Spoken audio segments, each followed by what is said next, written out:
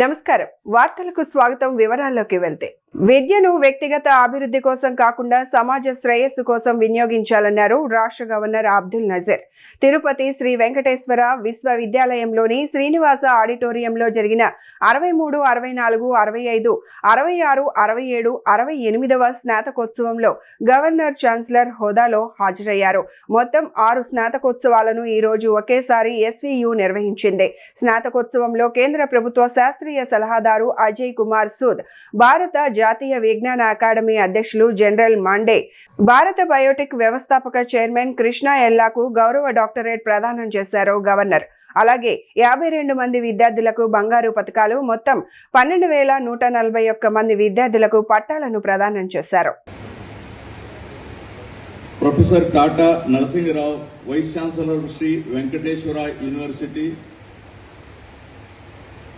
Rector, Registrar, members of the Executive Council, members of the Academic Senate, Deans, members of the faculty, recipients of PhDs, postgraduate and graduate degrees, medals and diplomas, staff members, my dear students and their proud parents, ladies and gentlemen, members of the media, Andariki Namaskaram.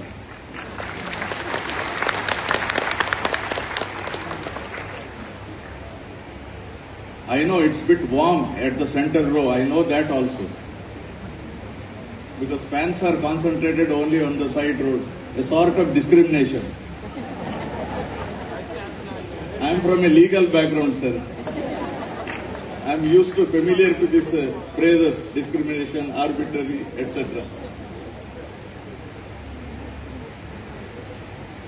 Anyway, you have to, at 10-12 minutes, that's all, right? Not more than that.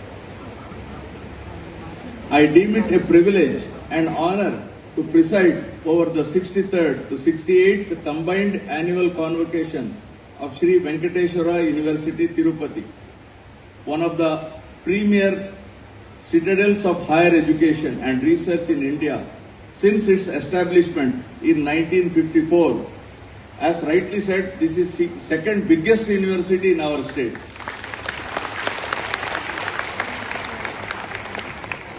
Convocation is not merely a ceremonial occasion. Please listen to me.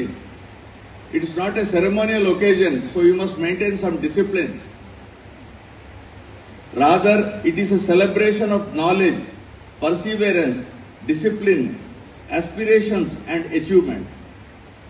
It marks the successful completion of an important phase in the lives of young graduates and the beginning of a new journey filled with opportunities, responsibilities and service to the society.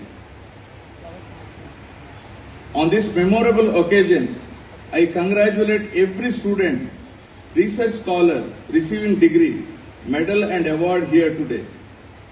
Your achievements are the result of your hard work, dedication, perseverance and commitment. Equally, they reflect the sacrifices, encouragement and unwavering support of your parents and teachers and mentors. Give them a big hand to your teachers, parents and mentors. Tenali పట్టణంలోని తూర్పు కాలువకట్ట రోడ్డులో పేరుకుపోయిన చెత్త వ్యర్థాలను పరిశీలించేందుకు రాష్ట్ర మంత్రి నాదెండ్ల మనోహర్ బుధవారం ఆకస్మికంగా పర్యటించారు.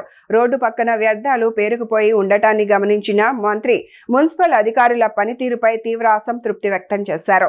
ప్రజలకు ఇబ్బందులు కలిగించేలా వ్యర్థాలు తొలగించకుండా నిర్లక్ష్యంగా వ్యవహరించడంపై ఆగ్రహం వ్యక్తం చేసిన మంత్రి చెత్తను పూర్తిగా తొలగించే వరకు అక్కడి నుంచి కదలలేదని రోడ్డు పక్కనే బైఠాయించారు.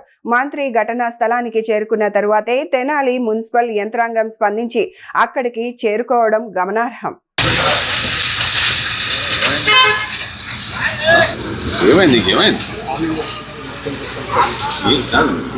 నీకు బాధ్యత ఉంది, ఏం చేశారు? 48 గంటల తర్వాత మళ్ళీ నేను వస్తే సేమ్ అదే పరిస్థితి.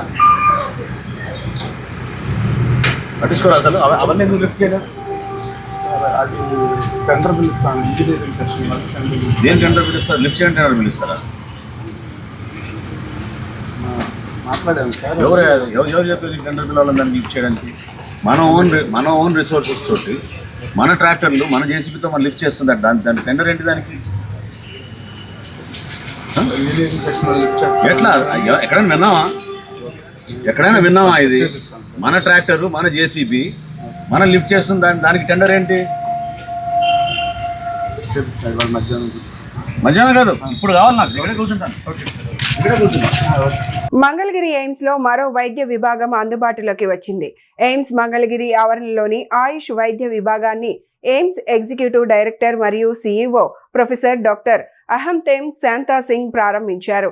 ఆయుర్వేద వైద్యాధికారిని డాక్టర్ ఆకుల పుష్పాంజలి, హోమియోపతి వైద్యాధికారిని డాక్టర్ శాన్యల్తో పాటు పలువురు వైద్యాధికారులు, వైద్య సిబ్బంది పాల్గొన్నారు. ఈ సందర్భంగా AIIMS Mangalagiri executive director CEO professor doctor Ahanthem Shanta Singh మాట్లాడుతూ, ఎయిమ్స్ వైద్యశాల ఆవరణలో నూతనంగా నిర్మాణం పూర్తి చేసుకున్న ఆయుష్ వైద్య విభాగాన్ని ప్రజలకు అందుబాటులోకి తీసుకొస్తున్నట్లు తెలిపారు.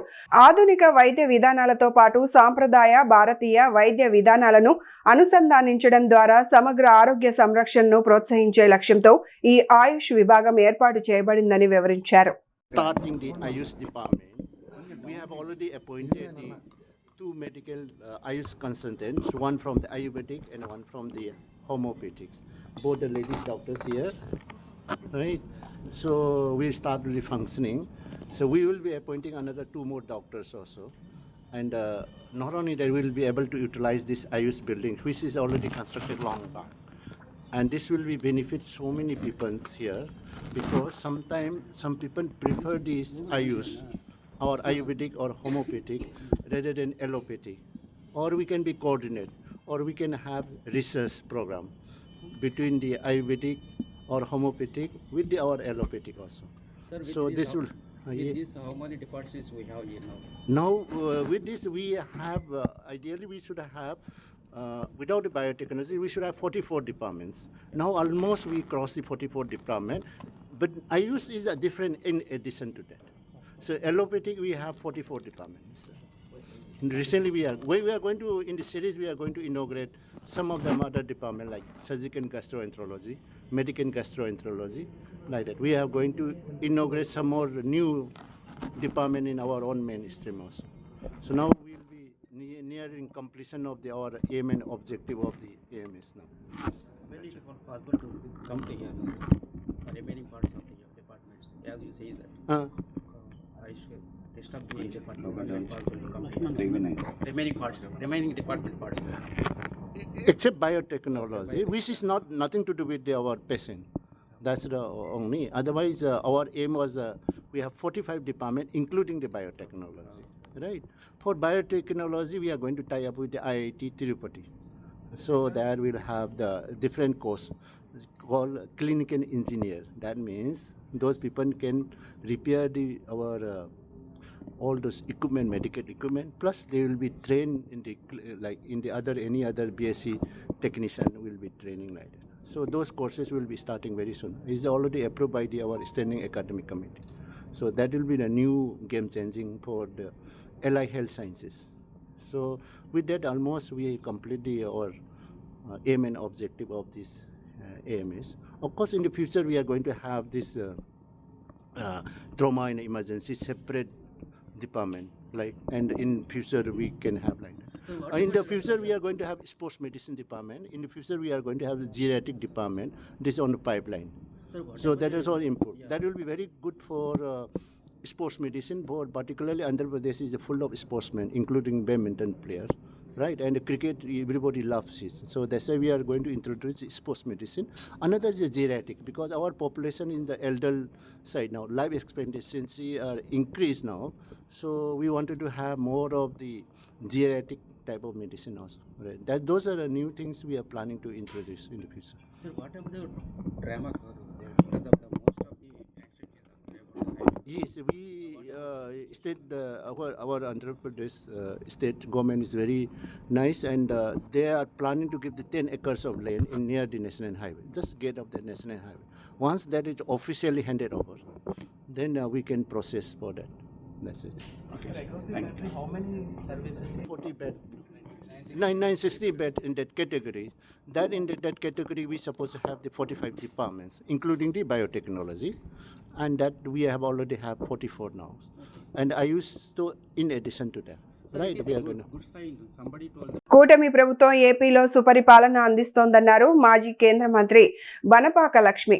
తిరుపతిలో ఈ నెల 12వ తేదీన కూటమి పాలన పూర్తయి 2 ఏళ్లు పూర్తయిన నేపథ్యంలో తిరుపతిలో సభను నిర్వహిస్తున్నట్లు చెప్పారు. సభకు సంబంధించిన ఏర్పాట్లను ఈ రోజు పరిశీలించిన తరువాత మాజీ కేంద్ర మంత్రి మీడియాతో మాట్లాడారు. ఏపీలో సంక్షేమ అభివృద్ధి కార్యక్రమాలను ప్రభుత్వం అందిస్తోందన్నారు. మేము చేసిన అభివృద్ధి సంక్షేమ కార్యక్రమాల మీద ప్రజల్లో ఒక నమ్మకం ఏర్పడింది. దీన్ని మేము ఒక బహిరంగ సభ ద్వారా ప్రజలను కలుసుకునే విధంగా, బెనిఫిషరీస్ని కలుసుకునే విధంగా రేపు 12వ తారీఖున రాష్ట్ర స్థాయిలో మీటింగ్ని చంద్రగిరి నియోజకవర్గంలో పెట్టాలని చెప్పని మా ముఖ్యమంత్రి చంద్రబాబు నాయుడు గారు నిర్ణయించడం జరిగింది. ముఖ్యంగా దీనికి మా ముఖ్యమంత్రి వర్యులు నారా చంద్రబాబు నాయుడు గారు, అలాగే ఉప ముఖ్యమంత్రి జనసేన అధ్యక్షులు మన పవన్ కళ్యాణ్ గారు, బీజేపీ రాష్ట్ర అధ్యక్షులు మాధవ్ గారు, అలాగే మా యువ నాయకులు నూతనంగా బాధ్యతలు చేపట్టినటువంటి నేషనల్ వర్కింగ్ ప్రెసిడెంట్ ఐటీ మంత్రివర్యులు నారా లోకేష్ గారు, వీరే కాకుండా కేంద్ర మంత్రులు, ఎంపీలు, శాసనసభ్యులు, శాసనమండలి సభ్యులు, కార్పొరేషన్ చైర్మన్లు, డైరెక్టర్లు, వివిధ క్యాడర్లో ఉన్నటువంటి పార్టీ శ్రేణులు, 3 పార్టీల పార్టీ శ్రేణులు కూడా ఈ కార్యక్రమానికి హాజరవుతారని చెప్పడం జరిగింది. అంతర్జాతీయ యోగా దినోత్సవం 2026 కార్యక్రమాల సందర్భంగా బాపట్ల పట్టణంలోని రథం బజార్లో బాపట్ల పురపాలక సంఘం ఆధ్వర్యంలో బుధవారం యోగాంధ్ర కార్యక్రమం నిర్వహించారు. ఈ కార్యక్రమంలో జిల్లా అధికారులు, ప్రజలు, విద్యార్థులు పెద్ద సంఖ్యలో పాల్గొని యోగాసనాలు చేశారు. ఈ సందర్భంగా జిల్లా వైద్యాధికారి డాక్టర్ విజయమ్మ మాట్లాడుతూ యోగా ఆరోగ్యకరమైన జీవన శైలికి ఉత్తమ మార్గమని పేర్కొన్నారు. శారీరక దృఢత్వంతో పాటు మానసిక ప్రశాంతతను కూడా యోగా అందిస్తుందని అన్నారు. ప్రతి ఒక్కరూ యోగాను తమ నిత్య జీవితంలో భాగంగా అలవర్చుకొని ఆరోగ్యవంతమైన సమాజ నిర్మాణానికి తోడ్పడాలని పిలుపునిచ్చారు. యోగాభ్యాసం ద్వారా ఒత్తిడి తగ్గి ఏకాగ్రత పెరుగుతుందని, అన్ని వయసుల వారు యోగా సాధన చేయడం వల్ల అనేక ఆరోగ్య ప్రయోజనాలు పొందవచ్చని ఆమె వివరించారు.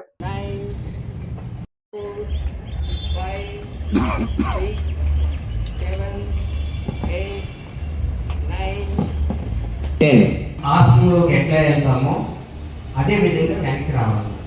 ఆశ్రమం అందంగా ఉండాలి. మనం ఏ బాటలో వెళ్తామో అదే బాటలో ఇంటర్లాక్ చేసి నడుము, వెన్ను, మెడ సాగు తీసి ఈ మోకాళ్ళు కిందకు మొత్తడానికి ప్రయత్నం చేయాలి. తరువాత వజ్రాసనం.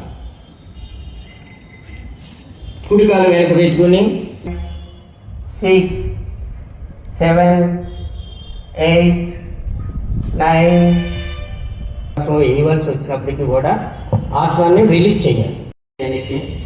గట్టిగా ఆడిస్తూ ఉండండి, కదలిక చేయండి.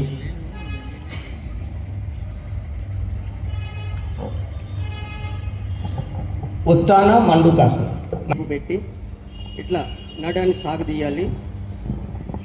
1, 2, 3, 4, 5, 6, 4, 5, 6, 9, 10 గాలి విడిచిపెట్టు కిందకు వచ్చింది.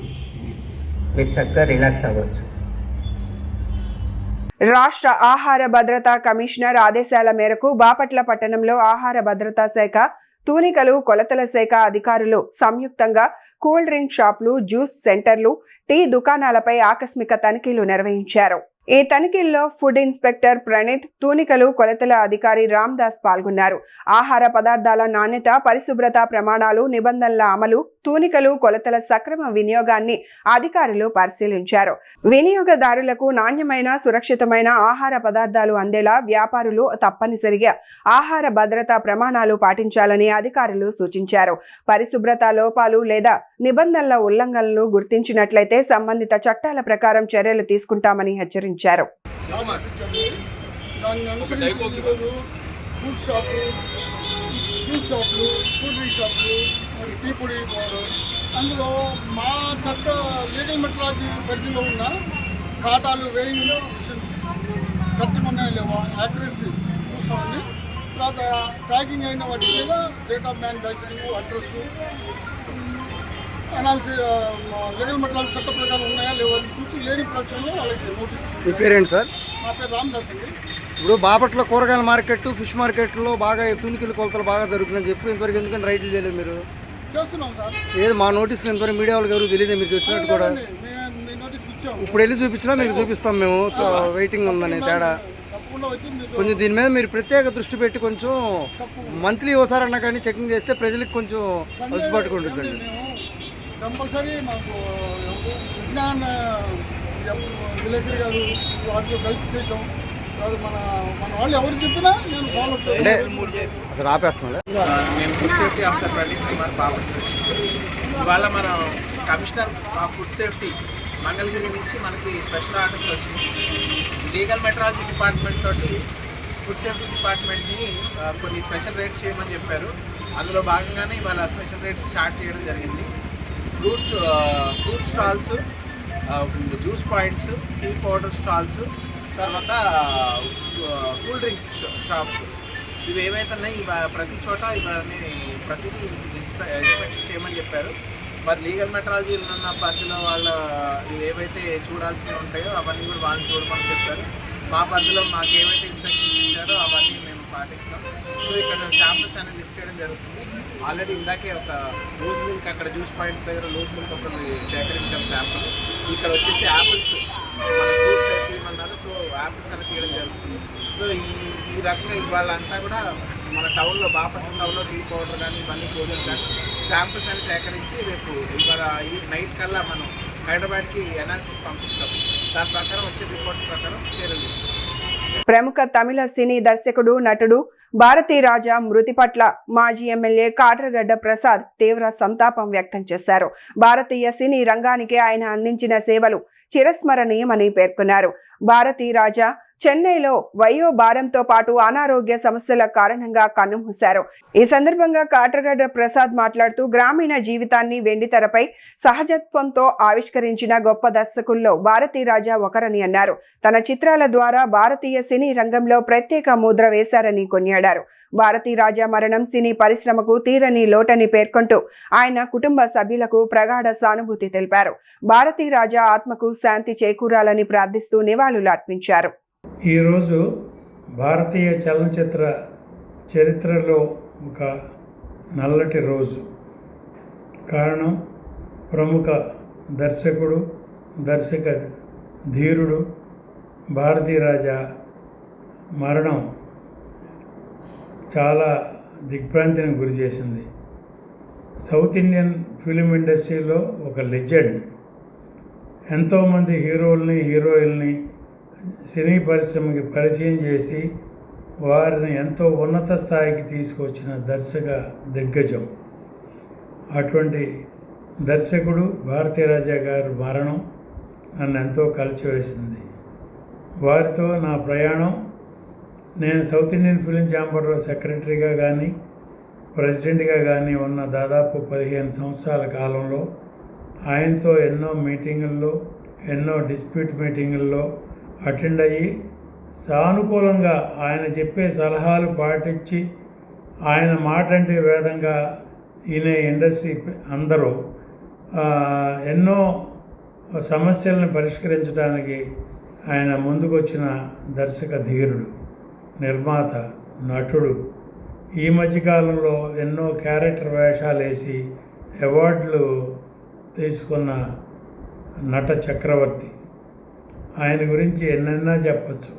ఆయన ఎంతోమంది హీరోయిన్ని పరిచయం చేశాడు, హీరోల్ని పరిచయం చేశాడు.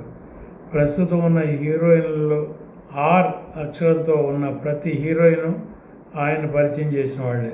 సపోజ్ రాధిక, రాధ, రేవతి, అలా కొన్ని పేర్లు ఉన్నాయి. అందరూ అలాగే కొంతమంది హీరోలు కానీ ఎంతో ముందు చూపుతో వాళ్ళని ఎంకరేజ్ చేసి వాళ్ళకి సినిమా పేరు మార్చి ఎంకరేజ్ చేసిన దర్శక ధీరుడు. ఈ మధ్యకాలంలో అంటే దాదాపు 2 సంవత్సరాల కిందట వారి కుమారుడు మనోజ్ అకాల మరణం చెందటం కుటుంబంలో ఒక తీరని లోటు, ఆయనకి ఎంతో ఆవేదన గురి చేసిన విషయం. ఒక్కగానొక్క కొడుకు, అతన్ని హీరోని చేద్దాం అనుకున్నారు, దర్శకుడిని చేద్దాం అనుకున్నారు, ఎన్నో కలలు కన్నారు భారతీరాజా గారు. అటువంటి మనోజ్ 2 సంవత్సరాల కిందట చనిపోవటం అనేది ఆయనని ఎంతో కృంగదీసింది. అప్పటి నుంచే ఈ 2 సంవత్సరాలు ఆయన ఎంతో మనోవేదనకి గురై గత 5-6 నెలలుగా ఆరోగ్యం సరిగా లేక ఇంటికే పరిమితమైన దర్శక ధీరుడు. 85 సంవత్సరాల అనుభవజ్ఞుడు.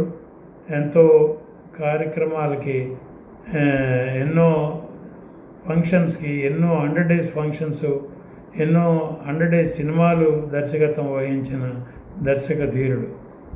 వారి మరణానికి తెలుగు, తమిళ చలనచిత్ర పరిశ్రమలే కాదు, ఆల్ ఇండియా సినీ ఇండస్ట్రీ కూడా ఎంతో దిగ్భ్రాంతిని గురి చేస్తూ సంతాపం తెలియజేస్తోంది. వారి ఆత్మకి శాంతి చేకూరాలని భగవంతుని కోరుకుంటూ, వారి కుటుంబ సభ్యులకి ధైర్యాన్ని ప్రసాదించాలని భగవంతుని మరొకసారి కోరుకుంటూ సెలవు. ప్రకాశం జిల్లా కందుకూరులో గంజాయి అక్రమ రవాణా, విక్రయాలు మరియు వినియోగానికి పాల్పడుతున్న 16 మంది యువకులను పోలీసులు అరెస్టు చేశారు. వారి వద్ద నుంచి మొత్తం 2 కిలోల 873 గ్రాముల గంజాయిని స్వాధీనం చేసుకున్నట్లు కందుకూరు సిఐ అన్వర్ బాషా తెలిపారు. జిల్లా ఎస్పీ హర్షవర్ధన్ రాజు ఐపీఎస్ ఆదేశాల మేరకు గంజాయి అక్రమ కార్యకలాపాలపై ప్రత్యేక నిఘా ఉంచిన పోలీసులు కందుకూరి డీఎస్పీ బాలసుబ్రహ్మణ్యం పర్యవేక్షణలో చర్యలు చేపట్టారు. అందిన సమాచారంతో Kandukur town, rural, Ulavapadu police సిబ్బంది సంయుక్తంగా దాడులు నిర్వహించారు. ఈ కేసులో ప్రధాన నిందితుడిగా భావిస్తున్న అఫ్రోజ్ కు సంబంధించిన సమాచారంతో గుడ్లూరు రోడ్లోని పెట్రోల్ బంక్ సమీపంలోని సెల్ టవర్ వద్ద మరో 2 నిందితులను అదుపులోకి తీసుకున్నారు. వారి వద్ద నుంచి గంజాయిని స్వాధీనం చేసుకుని అరెస్టు చేసినట్లు పోలీసులు వివరించారు. దాని మీద టౌన్లో ఎక్కడెక్కడ ఈ గంజాకి సంబంధించినటువంటి అమ్మకాలు కానీ, అలాగే దాన్ని తాగుతున్నటువంటి వ్యక్తులు ఎవరైతే ఉన్నారో వాళ్ళందరి మీద ప్రతి ఒక్క ఏరియాలో కూడా మనం సెర్చ్ చేయడం జరిగింది. ప్రతి ఒక్క కాలనీలోనూ, అలాగే మనం కార్డన్ సెర్చ్ ఆపరేషన్స్ కూడా దీని గురించి టౌన్ చుట్టుపక్కల కూడా చేయడం జరిగింది.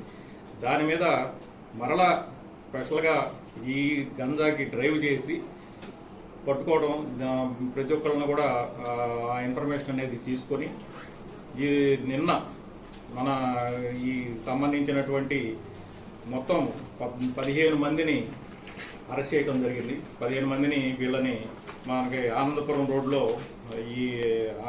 రోడ్లో ఉన్నటువంటి డంపింగ్ యార్డ్ దగ్గర ఈ గంజా తాగుతున్నటువంటి 14 మందిని అరెస్ట్ చేయడం జరిగింది.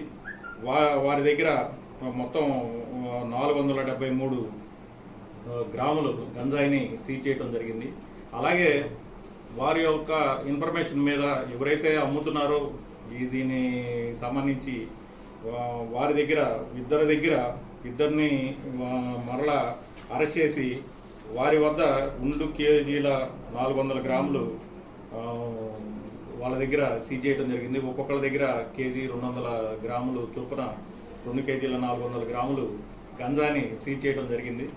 మొత్తం టోటల్ వీళ్ళ దగ్గర 15 మందిని అరెస్ట్ చేసి 2 కేజీల 873 గ్రాములని గంజాని సీజ్ చేయడం జరిగింది. అలాగే దీనికి సంబంధించి ఈ 2 వ్యక్తులు ఎవరైతే ఉన్నారో ఈ అష్రఫ్ అలాగే బలరాం, వీళ్ళకి సంబంధించి ఇన్ఫర్మేషన్ అనేది కలెక్ట్ చేయడం జరిగింది. వీళ్ళు వేరే వాళ్ళ దగ్గర నుంచి ఇక్కడికి తీసుకొచ్చేసి వీళ్ళ ద్వారా టౌన్లోను అలాగే చుట్టుపక్కల ఎవరైతే తాగుతూ ఉంటారో వాళ్ళకి సప్లై చేయటం చేస్తూ ఉన్నారు. అట్లాంటి వారిని అరెస్ట్ చేయడం జరిగింది. దీని మీద ప్రత్యేకంగా ఒక డ్రైవ్ అనేది పెట్టుకొని మనకి కందుకూరు టౌన్లో కానీ అలాగే కందుకూరు సబ్ డివిజన్లో కానీ ఎక్కడా కూడా ఈ గంజా లేని టౌన్ కింద అనేది తీసుకోవడం, ప్రజల దగ్గర కూడా తీసుకోవడం జరుగుతుంది. ఇట్లా కంపల్సరీగా మనకి ఎవరైతే గంజాకి సంబంధించి అమ్మటం కానీ అలాగే దాన్ని కన్జ్యూమ్ చేయటం కానీ వాడటం కానీ చేసినట్లయితే అట్లాంటి వారి మీద కఠినమైనటువంటి చర్యలు అనేది తీసుకోవడం జరిగింది. రాష్ట్రంలో ప్రస్తుతం 5 ఏళ్ల చంద్రగ్రహణం నడుస్తోందని డాక్టర్ బిఆర్ అంబేద్కర్ కోనసీమ జిల్లా వైఎస్ఆర్ కాంగ్రెస్ పార్టీ అధ్యక్షులు చెర్ల జగ్గిరెడ్డి విమర్శించారు. కొత్తపేట నియోజకవర్గ పరిధిలోని కొత్తపేట వైశ్య కళ్యాణ మండపంలో బుధవారం నిర్వహించిన చంద్రబాబు వెన్నుపోటుకు 2 ఏళ్లు కార్యక్రమంలో ఆయన పాల్గొని మాట్లాడారు. ఈ కార్యక్రమానికి ముఖ్య అతిథులుగా మాజీ మంత్రి గొల్లపల్లి సూర్యారావు, కొత్తపేట నియోజకవర్గ పరిశీలకులు పాటి శివకుమార్ హాజరయ్యారు. ఈ కార్యక్రమంలో భాగంగా పార్టీ ముఖ్య నాయకులు కార్యకర్తలతో కలిసి చెర్ల జగ్గిరెడ్డి రౌండ్ టేబుల్ సమావేశం నిర్వహించారు. అనంతరం నల్ల బెలూన్లు ఎగరవేసి నిరసన వ్యక్తం చేశారు.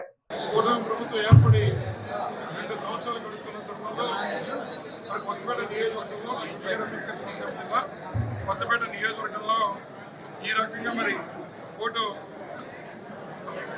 ప్రదర్శన పెట్టి ఈరోజు ప్రజలందరికీ కూడా జరుగుతున్న విషయాల్ని వారి దృష్టిలో పెట్టడం జరిగింది. ముఖ్యంగా వారు చేస్తున్నటువంటి నిరంకుశ పరిపాలన, ఏదైతే ప్రజల్ని వేధించేటువంటి కార్యక్రమాలు చేస్తున్నారో వాటి మీద ఈరోజు ఈ యొక్క నారా చంద్రబాబు నాయుడు గారి ప్రభుత్వాన్ని ప్రశ్నిస్తున్నాం. ముఖ్యంగా ఆడబిడ్డ నీదని చెప్పి వారికి ప్రతి ఆడబిడ్డకి 18 సంవత్సరాలు నిండిన వారికి 1500 ఇస్తానని వారిని దగా చేసినటువంటి నారా చంద్రబాబు నాయుడు గారిని ప్రశ్నిస్తున్నాం. అదేవిధంగా ప్రతి నెల 3000 రూపాయలు నిరుద్యోగం ఇస్తామని చెప్పి డిఎస్సి పోస్టులు అమ్ముకుంటున్నటువంటి లోకేష్ని ఇవాళ ఈ సభలో అదే విధంగా మరి నిలదీస్తున్నాం. అలాగే రైతులకి ప్రతి సంవత్సరం 20,000 రూపాయలు ఇస్తామని చెప్పి వారికి అరకొరగా నిధులు ఇచ్చి రైతుల్ని నట్టేట ముంచిన చంద్రబాబు నాయుడు గారిని ఈ కూటమి ప్రభుత్వాన్ని సందర్భంగా నిలదీస్తున్నాం. అదేవిధంగా ఏదైతే గతంలో జగన్మోహన్ గారు ఇచ్చినటువంటి సంక్షేమ కార్యక్రమాలన్నీ అమలు చేస్తూనే సూపర్ 6 ఇస్తాం అనేటువంటి మాట చెప్పి సూపర్ 6 కాదు సూపర్ ఫండ్గా ఇవాళ ఈ రాష్ట్రంలో కార్యక్రమాలు చేస్తున్న నారా చంద్రబాబు నాయుడు గారు, అలాగే ఉన్నటువంటి వైఎస్ఆర్ కాంగ్రెస్ పార్టీ కార్యకర్తలను అనేక విధంగా వారు చేస్తున్న కార్యక్రమానికి రేపు 12వ తారీఖున ప్రజాగ్రహాన్ని ఆ రోజు చంద్రబాబు నాయుడు గారు చవిచూస్తారని చెప్పి ఈ సందర్భంగా తెలియజేస్తూ ఈ యొక్క అంబేద్కర్ కోనసీమ జిల్లా నుంచి అన్ని నియోజకవర్గాల నుంచి భారీగా నియోజకవర్గ స్థాయిలో మరి 12వ తారీఖున ఒక ఉత్సవ రూపంలో ఈ యొక్క ప్రభుత్వం కొండ తెప్పించే కార్యక్రమం చేయాలి, ప్రజలకి మరి సందేశం ఇస్తూ ధన్యవాదాలు. విశాఖ ఉక్కు పరిశ్రమలో జరిగిన ప్రమాదంపై జ్యుడిషియల్ ఎంక్వైరీ నిర్వహించాలని, ప్రమాదంలో మృతి చెందిన కార్మికుల కుటుంబాలకు ₹1 కోటి చొప్పున ఎక్స్గ్రేషియా ప్రకటించాలని ఏపీఆర్సీఎస్ రాష్ట్ర ప్రధాన కార్యదర్శి కర్ణాకుల వీరాంజనేయులు డిమాండ్ చేశారు. విశాఖ ఉక్కు పరిశ్రమ ప్రమాదంలో మృతుల కుటుంబాలకు న్యాయం చేయాలని, ప్రైవేట్ ఏజెన్సీల భద్రతా చర్యల వైఫల్యాలను నిరసిస్తూ ఏపీఆర్సీఎస్, ఏఐఎఫ్టియు, పిఓడబ్ల్యూ, పీడీఎస్యు ఉమ్మడి తూర్పు గోదావరి జిల్లా కమిటీల ఆధ్వర్యంలో జగ్గంపేట శివారు రంగవల్లి నగర్లో మంగళవారం నిరసన ధర్నా నిర్వహించారు. ఆంధ్రప్రదేశ్ రైతు కూలీ సంఘం రాష్ట్ర ప్రధాన కార్యదర్శి కర్ణాకుల వీరంజన్ మాట్లాడుతున్నాను. ప్రధానంగా కాకినాడ జిల్లా రంగవల్లి నగర్లో ఇవాళ ప్రధానంగా నిరసన వ్యక్తం చేస్తున్నాం. కారణం ఏంటంటే విశాఖ ఉక్కు అనేది ఆంధ్రప్రదేశ్కి చాలా ముఖ్యమైనది. విశాఖ ఉక్కును దాదాపు 30-40 గ్రామాలు ఆ ఉక్కుకి త్యాగం చేశారు. 30 మంది ప్రాణత్యాగం చేశారు. అలాంటి ఉక్కులో పటిష్టమైనటువంటి చర్యలు తీసుకోకుండా ప్రభుత్వాలు ఏం చేస్తున్నాయి? కేంద్ర రాష్ట్ర ప్రభుత్వాలు నిద్రపోతున్నాయా? దాదాపు వరకు 9 మంది చనిపోయారు. ఇంకా చాలామంది పరిస్థితి సీరియస్గా ఉంది. చనిపోయిన వాళ్ళకి ఒక్కొక్కరికి ₹1 కోటి ఇవ్వాలి. దాన్ని పరిరక్షించేటువంటి అధికారుల్ని సస్పెండ్ చేసి న్యాయ విచారణ జరిపించాలి. మరోసారి ఇలాంటి ఘటనలు పునరావృతం అవ్వకుండా ప్రభుత్వం కఠినమైన చర్యలు తీసుకోవాలి అనేది ఆంధ్రప్రదేశ్ రైతు కూలీ సంఘం డిమాండ్. పెద్దపల్లి జిల్లా రామగుండం మండలంలోని ఎన్డీపీసీ అంబేద్కర్ విగ్రహం వద్ద కాంగ్రెస్ పార్టీ బీసీ సెల్ నాయకులు పెండ్యాల మహేష్ ఆధ్వర్యంలో వినూత్న నిరసన కార్యక్రమం నిర్వహించారు.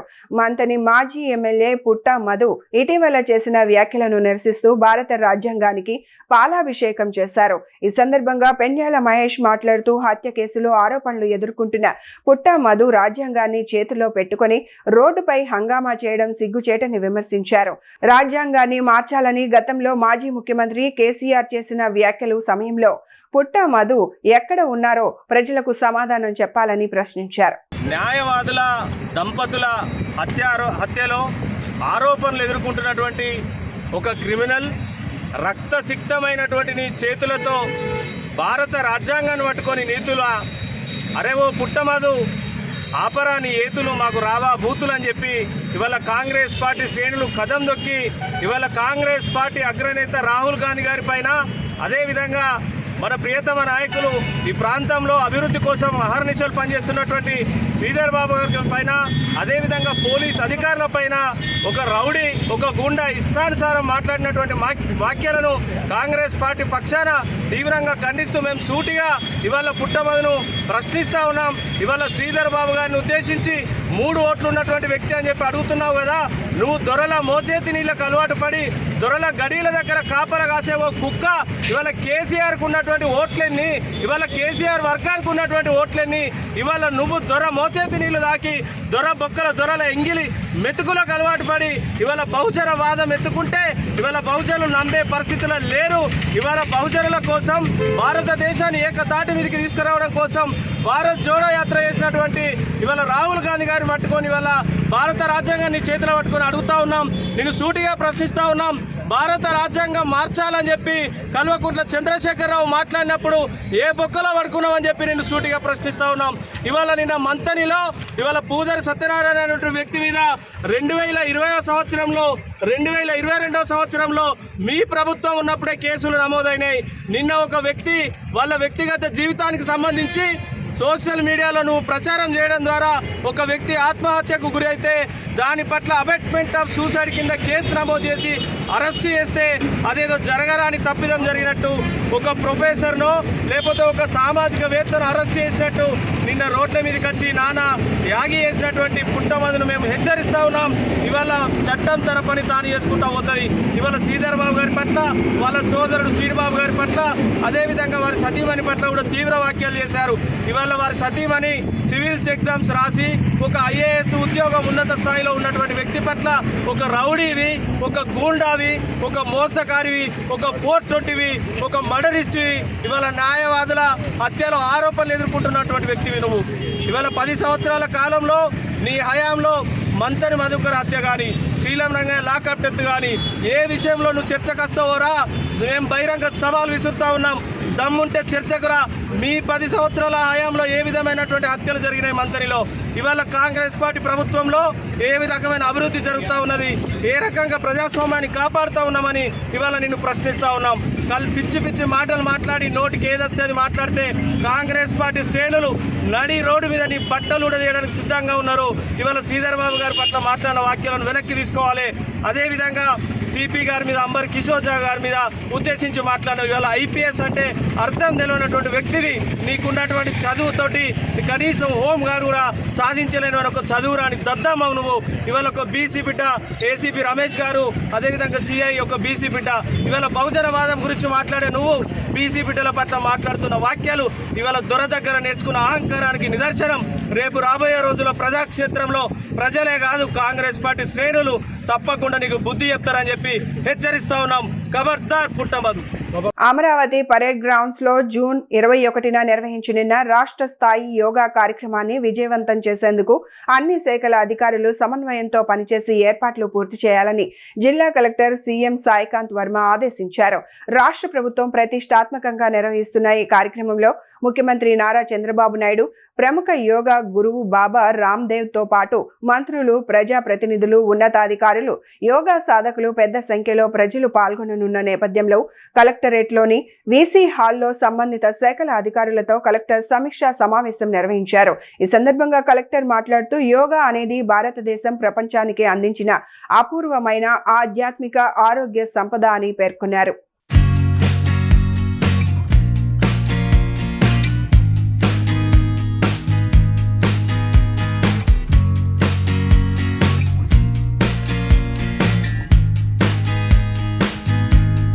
ఈ వార్తలు ఇంతటితో సమాప్తం. నమస్కారం.